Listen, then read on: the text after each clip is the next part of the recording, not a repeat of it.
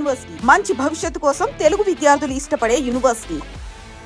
ఈ రోజుల్లో ఇప్పుడు ఒక సరైన బ్యానరు, డైరెక్టర్, ప్రొడ్యూసర్ ఎవరు దొరక్కపోతే ఎవరికి వాళ్ళే సినిమాలు తీసేస్తున్నారు. అంటే వాళ్ళు డబ్బులు పెట్టేసుకొని వాళ్ళ అబ్బాయిల్ని అమ్మాయిల్ని హీరోగా లాంచ్ చేసేసి థియేటర్లు మాట్లాడుకొని వాళ్ళు సినిమాలు తీసేస్తున్నారు.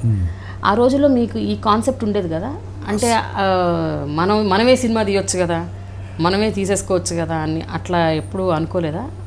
నేనా మన లోయర్ మిడిల్ క్లాస్ ఫ్యామిలీ ఏంటి సినిమా తీయాలంటే సామాన్య విషయం కాదు కదా. ఎట్లా తీస్తావు నువ్వు? ఏం పెట్టి తీస్తావు? డబ్బులు కావాలి కదా.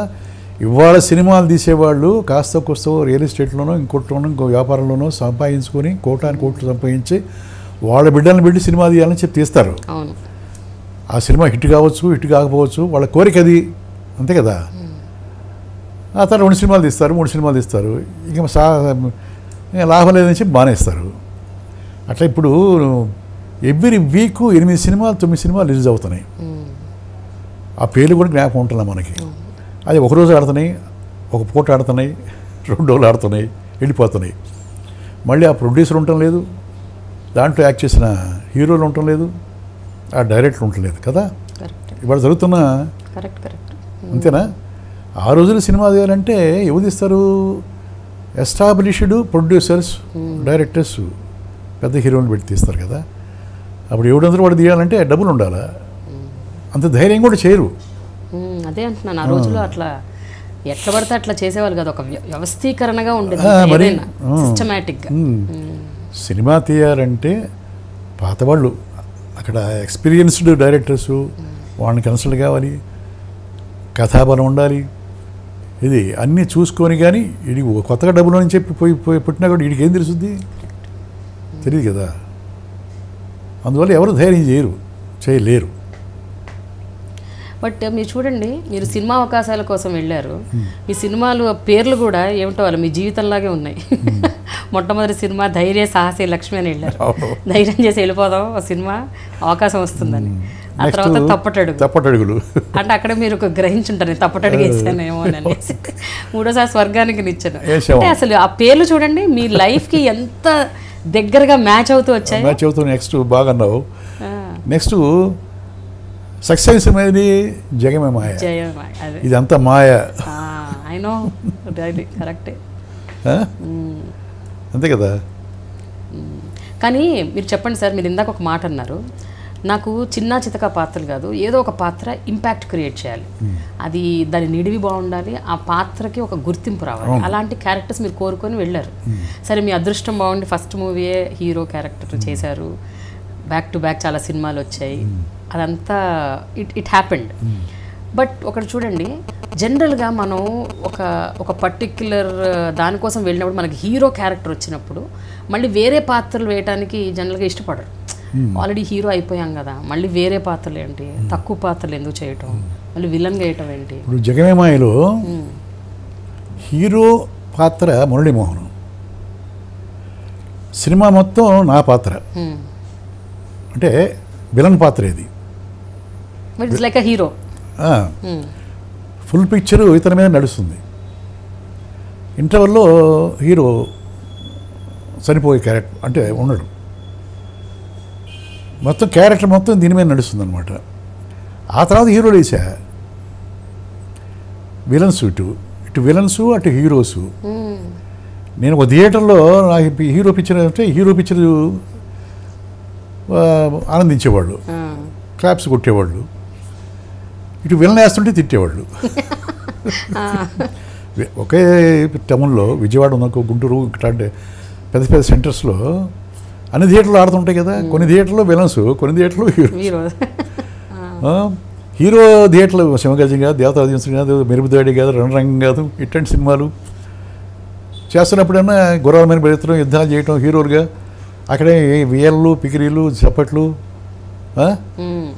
అక్కడైనా నన్ను చూసి భయపట్టాలు వీళ్ళని వేస్తుంటే, అవి 2 అట్టా బ్యాలెన్స్ చేసుకుంటూ వచ్చా. కానీ జనరల్గా అట్లా ఉండదు కదండి. మీరు ఇందాక అన్నారు ఒక పాత్ర ఇవ్వగానే ఇంకా ఆ పాత్ర కంటిన్యూ అయిపోతుంది సినిమాల్లో అని. కానీ మీ విషయంలో అలా జరగలేదు.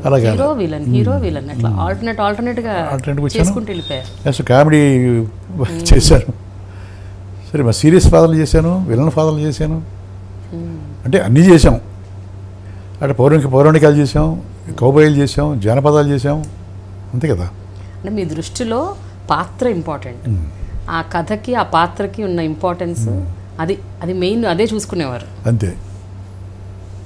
దానికి ఎంత అది హీరోనా విలనా ఇది ఇంతగా ఆలోచించేవారు కాదు. అంటే ఏదో ఒక సందర్భంలో ఒక ఏడాదిలో ఎన్ని సినిమాలు చేశారండి మ్యాక్సిమం మీకు గుర్తుందా? ఎన్ని సినిమాలు చేసి ఉంటారు? 25 ఇన్ అన్ ఇయర్. 25, 20, 19, 18 ఇట్లా కంటిన్యూస్గా రాత్రి మాలు చేసేవాళ్ళం. అప్పుడు నైట్ షూటింగ్లు కూడా ఉండేవి. ఇక్కడ ఇవాళ చేస్తే ఊటీ, మన్నాడు, లేకపోతే కోయంబత్తూరు, లేకపోతే కర్ణాటక, లేకపోతే ఉగనకల్లు, ఎర్కాడ్ అని విపరీతంగా మళ్ళీ ఇటు విజయవాడ, వైజాగ్, రాజమండ్రి మేము తిరిగిన ప్రదేశాలు లేవు కదా. ఒక్కోసారి మాకు ట్రైన్ జర్నీ ఎక్కువ ఉండేది. ట్రైన్ జర్నీ ఇంటి దగ్గర పడుకుంటే వచ్చిన తర్వాత అక్కడి నుంచి వచ్చిందా ఆ కుదుపు లేకపోతే నిద్ర పెట్టేది కాదు. ట్రైను టక్ టక్ టక్ టక్ టక్ టక్ కదా, ఆ కుదుపులు లేకపోతే నిద్ర పెట్టేది కాదు. లేచి కూర్చునేవారా అర్ధరాత్రి? అంటే అట్లా ఆ ఫీలింగ్ ఉండేది, ఆ ఫీలింగ్ వచ్చేది. అట్లా అలవాటు అయిపోయాము. 600 సినిమాలు చేశారండి ఇప్పటి వరకు? అవును, 600. అందులో ఎన్ని హీరోగా ఎన్ని చేశారు, విలన్గా ఎన్ని చేశారు గుర్తుందా? Approximate number.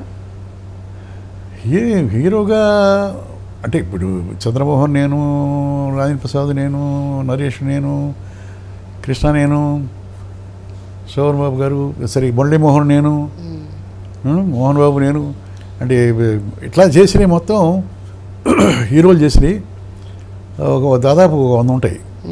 ఇది మొత్తం ఇద్దరు హీరోలు కావచ్చు, ఇంకోటి కావచ్చు. దాదాపు 300 సినిమాలు విలనే ఉంటాయి. ఆ తదిమాయి కామెడీలు, ఫాదర్లు, క్యారెక్టర్ రోల్స్. మీకు ఆ రోజుల్లో మీరు బాగా అభిమానించి మీతో బాగా క్లోజ్గా అసోసియేట్ అయిన డైరెక్టర్ కానీ ప్రొడ్యూసర్ కానీ ఎవరండి? ఎవరితో మీరు బాగా కొంచెం సాన్నిహిత్యంగా ఉండేవారు ఈ బిగినింగ్ ఆఫ్ యువర్ కెరియర్? మొదటి 8 ఏళ్ళు అవ్వచ్చు, 10 ఏళ్ళు అవ్వచ్చు. నన్ను తీసుకొచ్చింది బాలు గారు.